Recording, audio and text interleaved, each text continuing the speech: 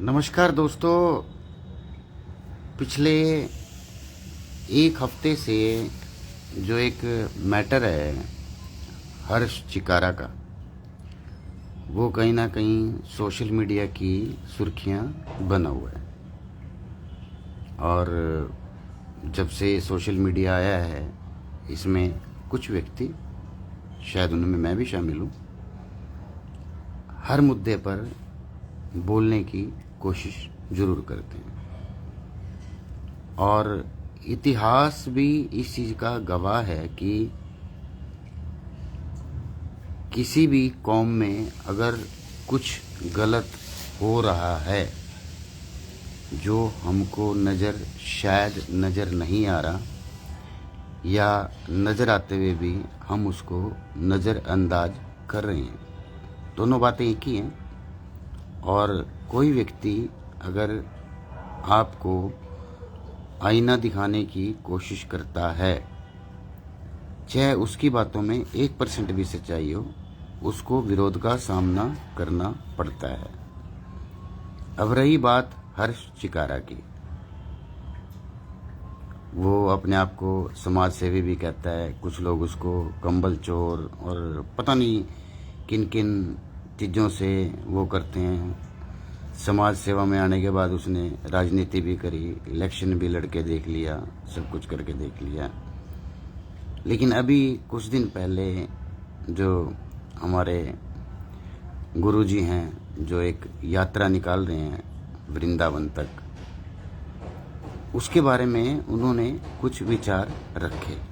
और उनके समाज के या विभिन्न हिंदू संगठन, ये कोई भी जो भी सोशल मीडिया पर अपने आप को इन्फ्लुएंसर कहता है, उसने कुछ पक्ष में, कुछ विरोध में, और ज़्यादातर विरोध में ही उसके सामने नजर आए। अब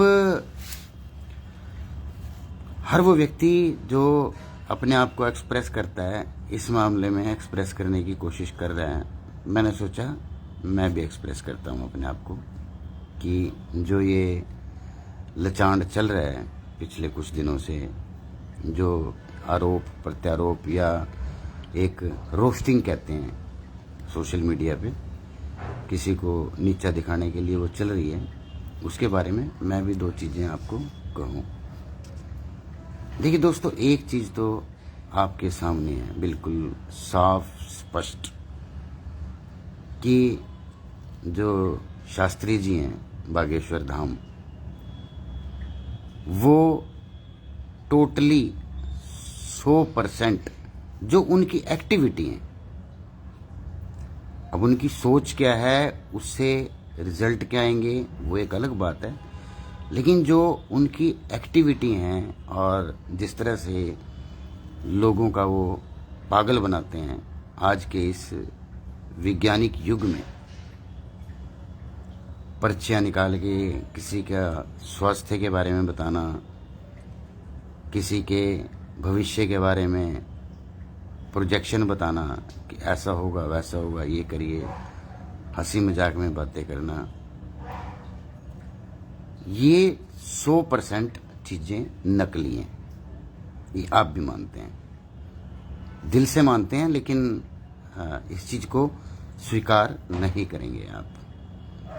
हर्ष चिकारा जैसा भी व्यक्ति हो, बहुत सारे लोग उसके साथ, जिन लोगों ने काम किया, और अगर वो कंबल चोर है तो उस कंबल चोरी में भी शामिल रहे, अगर वो समाज को लूट रहा है तो उसमें भी वो शामिल रहे, और जब उनको हिस्से पानी मिलने बंद हो गए, होता है ऐसा, कोई भी व्यक्ति जब उठता है और अपना 10-5 लोगों को साथ लेके चलता है, तो जो दूसरे लोगों की इंस्पिरेशन है वो बढ़ने लगती है, और वो उसको अपने समकक्ष समझने लगते हैं, या उनको उनका हिस्सा नहीं मिलता तो वो उसके विपक्ष में खड़े होना शुरू हो जाते हैं।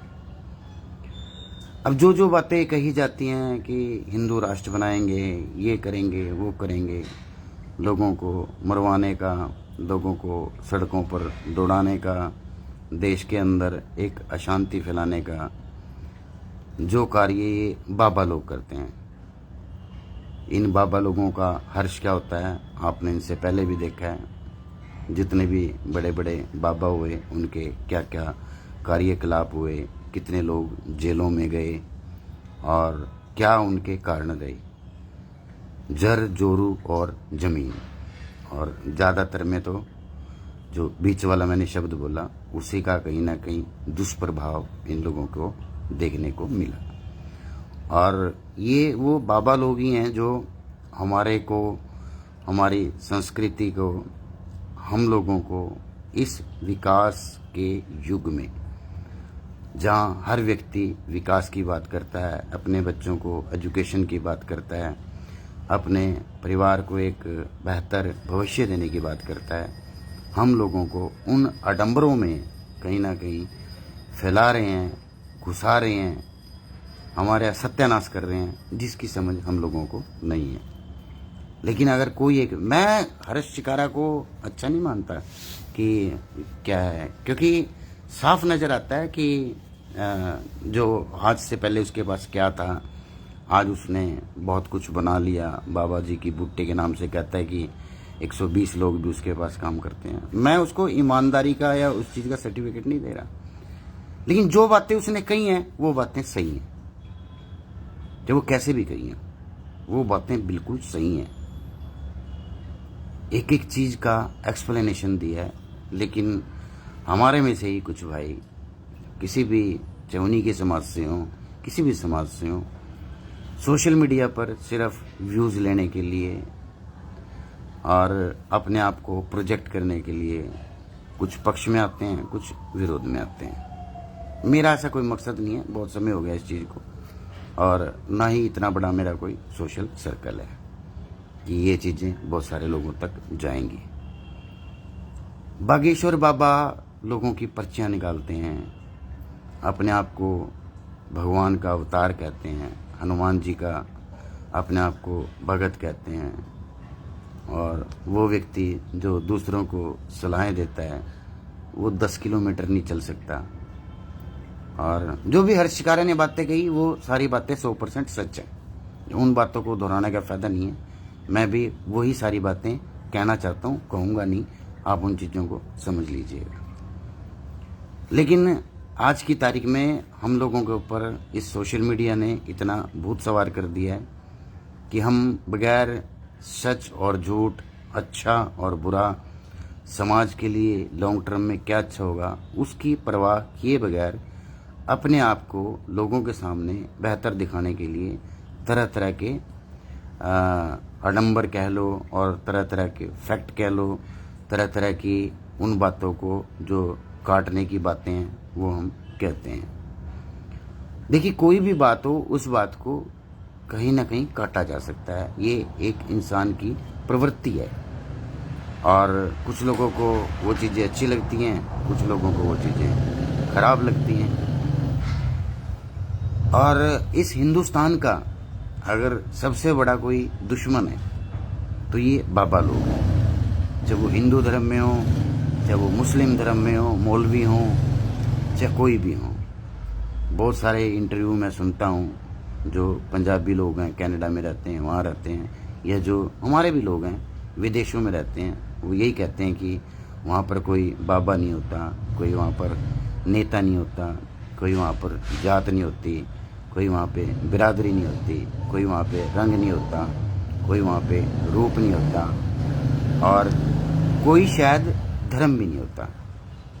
आज की तारीख में अगर विकासशील देशों की बात करें तो वो लोग ज़्यादा तरक्की पे हैं जो किसी भी धर्म को नहीं मानते, और ऐसे लोगों की संख्या कहीं ना कहीं हर जगह बढ़ती जा रही है। और उसका जो कारण है, जो विकास के बारे में सोचने वाले लोग हैं, अपने बच्चों का भविष्य के बारे में सोचने वाले लोग हैं, जो तरक्की पसंद लोग हैं, वो इन लोगों से दूर हट रहे हैं। हटना नहीं चाहिए, अपनी संस्कृति को बरकरार रखना ये हमारा एक कर्तव्य है। लेकिन फिर भी इन बाबाओं की हरकतों की वजह से, जिस तरह से राजनीतिक दलों के पिछलोगू बनते हैं, उनके एजेंट बनते हैं, उनके लिए प्रचार करते हैं, इनडायरेक्ट डायरेक्ट रूप से उनको लाभ पहुंचाने की कोशिश करते हैं, पैसा कमाते हैं, हेलीकॉप्टरों में घूमते हैं, बड़े बड़ी महलों में रहते हैं, हर सुख सुविधाओं का उपयोग करते हैं। ये कहाँ से आता है?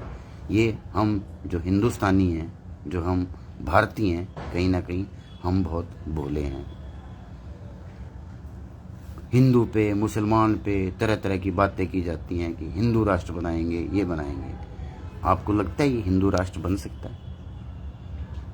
इतनी पॉपुलेशन 1947 के बाद मुसलमानों की बढ़ी है।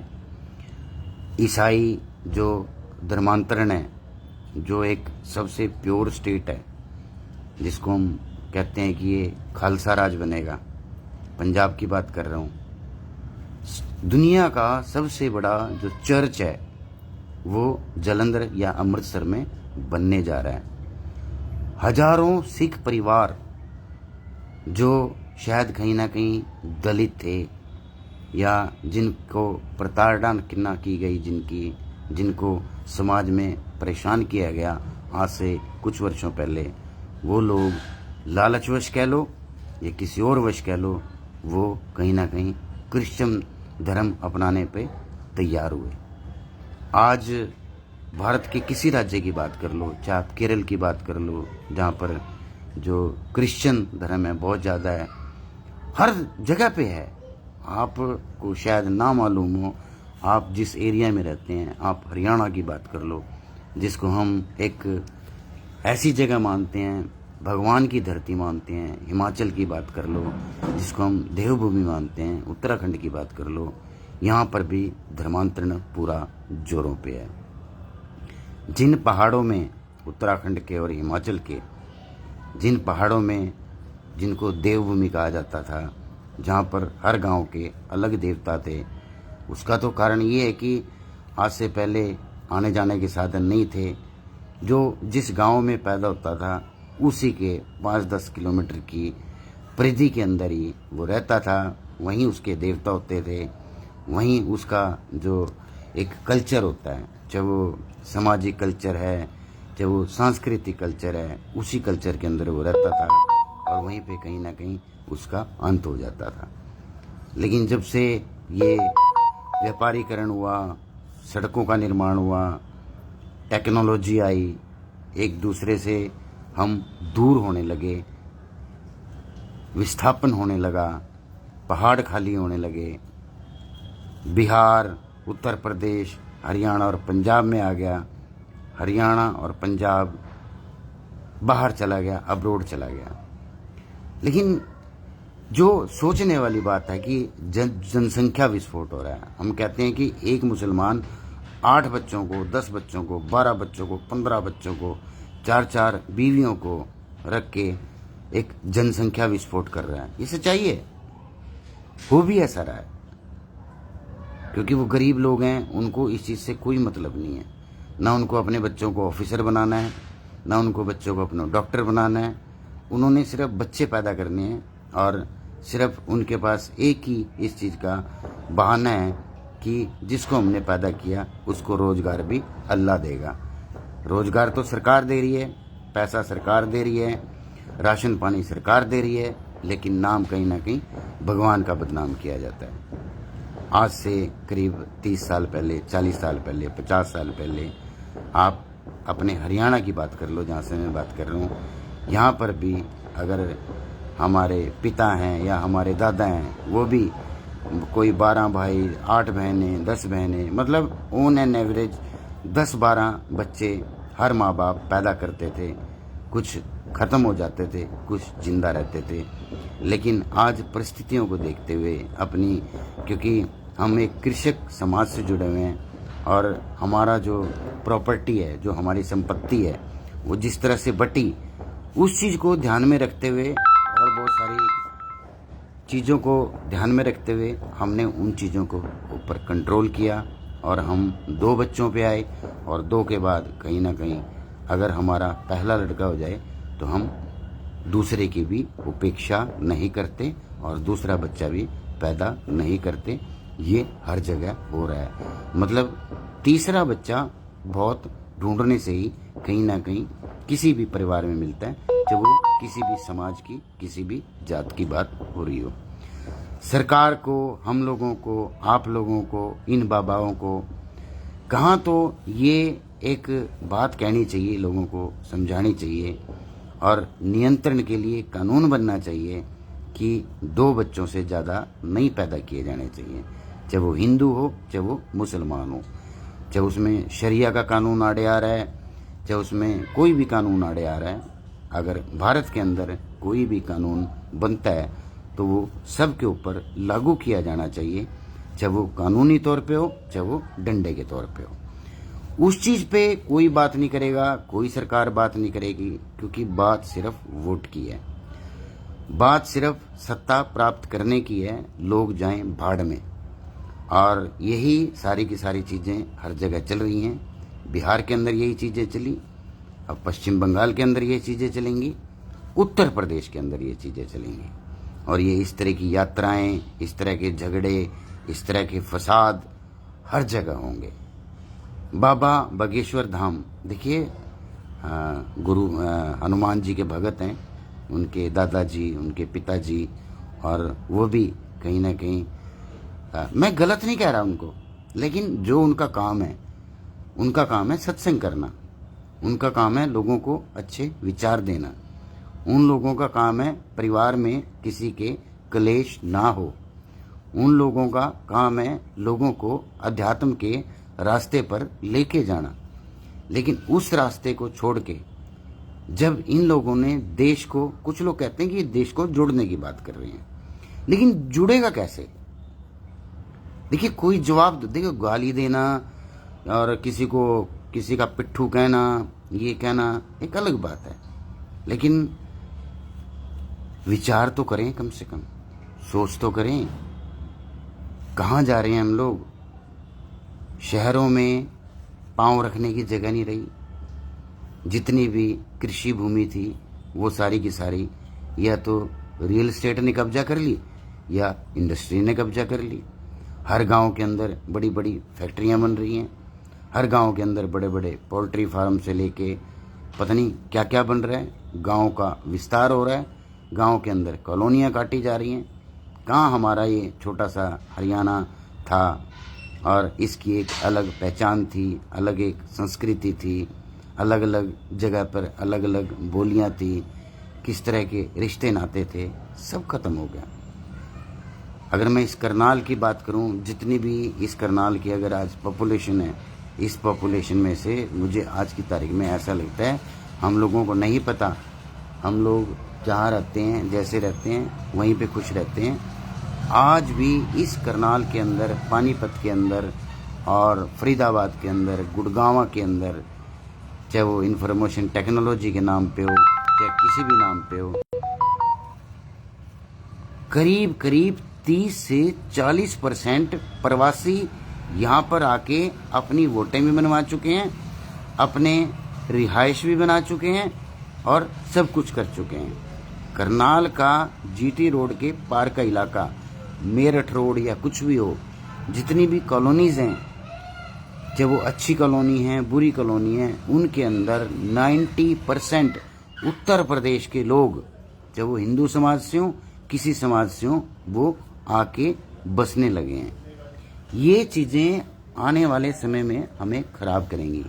जनसंख्या विस्फोट इतना ज़्यादा हो रहा है, तो बजाय हम हर्ष शिकारा को गालियां देने के, मैं उसकी बातें बिल्कुल सही मान रहा हूँ, 100% सही मान रहा हूँ उसकी बातों को। उसने बिल्कुल सही कहा, सही विश्लेषण किया, लेकिन हमें तो गाली देने की आदत है। 100 मामलों में वो खराब होगा, चंदा चोर भी होगा, सब कुछ होगा। और इतना अगर आज उसके पास है, जैसे वो बताता है मेरे पास ये गाड़ी है, वो गाड़ी है, मैंने ये कर लिया, कभी मकान दिखाता है, तो कहीं ना कहीं तो गड़बड़ तो है। लेकिन जो ये बातें उसने कही हैं, चाहे वो बाबा बागेश्वर धाम के बारे में कही हो या जितने संतों का हमने आज तक वो देखा है, एक नए नए संत अभी हाँसी में पैदा हुए हैं। और जब से सोशल मीडिया है, हमारे कुछ पत्रकार बंधु, क्योंकि आपको पता कि पैसे का खेल है, पैसे लेके होता है, वहाँ पर जाकर माइक लगा के खड़े हो जाते हैं, सब नकली लोग होते हैं वहाँ पे, उनका रोज़ जाके प्रचार करते हैं। और हमारे परिवारों की माताएं बहनें भोली भाली जिनको कुछ नहीं पता, वो वहाँ पर जाकर लूटती हैं और लोगों को कहीं ना कहीं लूटने के लिए वो करती हैं। तो मेरे भाइयों, अगर कुछ करना है तो इस जनसंख्या विस्फोट को रोकना चाहिए। आप लोगों को सरकार से ये मांग करनी चाहिए, सरकार किसी की भी हो, लेकिन इस जनसंख्या का रोकना भारतवर्ष के लिए बहुत ज़रूरी है। नहीं तो ऐसा विस्फोट एक दिन होगा, जितनी आप ये जो मेहनतें कर रही हैं ना, आप बड़ी बड़ी कोठियाँ बना रहे हैं, प्रॉपर्टी बना रही हैं, ये आपकी नहीं रहेंगी। ये 1947 वाला हाल अगले 5-10 साल के अंदर हो सकता है। कश्मीर के हालत ख़राब हैं, कहीं भी चले जाओ, नॉर्थ ईस्ट के अंदर चले जाओ, हर जगह के हालात ख़राब हैं। झारखंड की बात कर लो, कहीं की बात कर लो, हैं। आज मैं एक वीडियो देख रहा था किसी भाई की, नाम नहीं मुझे याद, वो गालियां दे रहा था।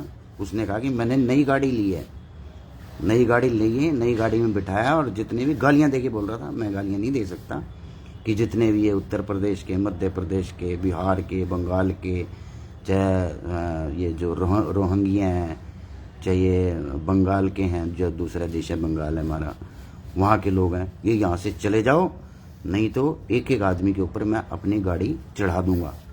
थोड़े दिन पहले आपने देखा पंजाब के अंदर, क्योंकि पंजाब के अंदर की स्थिति ये हो चुकी है कि जो सिख जट्टों के गांव थे, जो पंजाबी प्योर सरदारों के गांव थे, वहाँ की सारी कोठियाँ खाली हैं, बड़े बुजुर्ग वहाँ पे रह रहे हैं, और जो माताएं बहनें वहाँ पे रह रही हैं।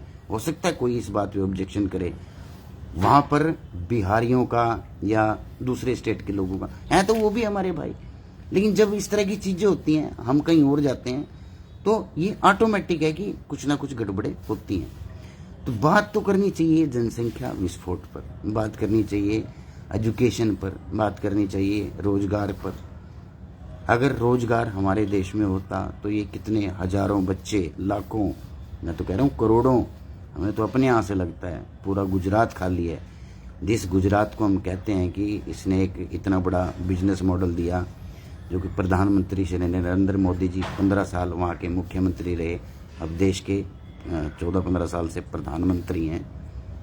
तो सारा जो गुजरात है, सारा का सारा गुजरात अमेरिका के अंदर बैठा हुआ है। केरला को लगा लो, या उत्तर प्रदेश के एरिया को लगा लो, या जो मुस्लिम लोग हैं, वो सारे के सारे जो अरब कंट्रीज़ हैं उनके अंदर बैठे हुए हैं। केरला का कोई घर ऐसा नहीं होगा जिनमें से उनका कोई भी व्यक्ति, चाहे वो यूएई हो या जो ये अरेबियन कंट्रीज़ हैं, अरब कंट्रीज़ हैं, वहाँ पर ना बैठा हो।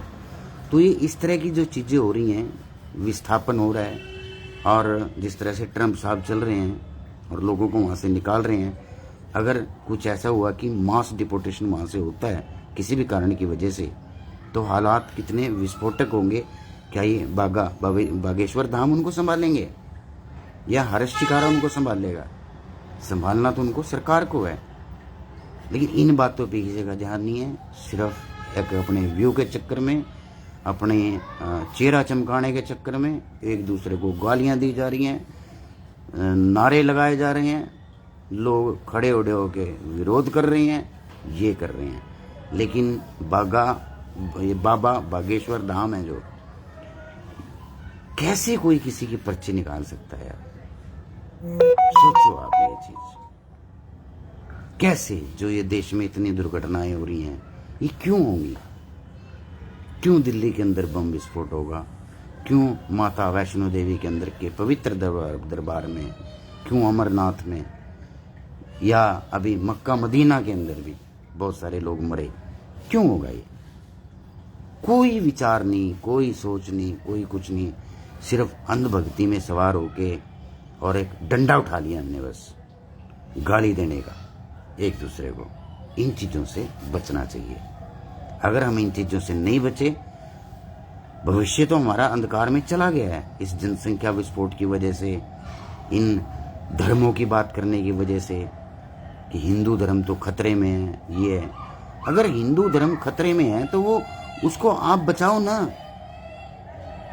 जब मुसलमानों की संख्या इतनी उनके गवारपन की वजह से, अनपढ़ता की वजह से, या उनको जो ज्ञान देने वाले लोग हैं या जो मदरसे हैं, जब वो उस चीज को बढ़ा रहे हैं तो आप उसको कैसे रोक लोगे?